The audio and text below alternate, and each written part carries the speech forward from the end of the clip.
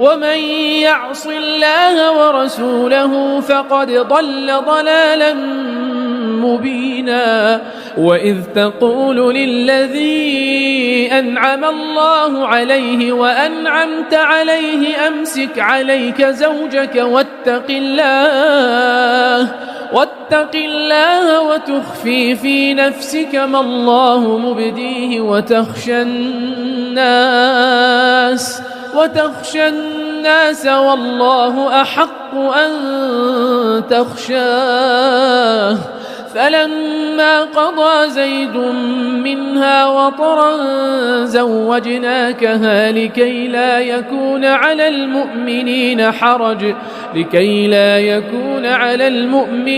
حرج في أزواج أدعيائهم إذا قضوا منهن وطرا.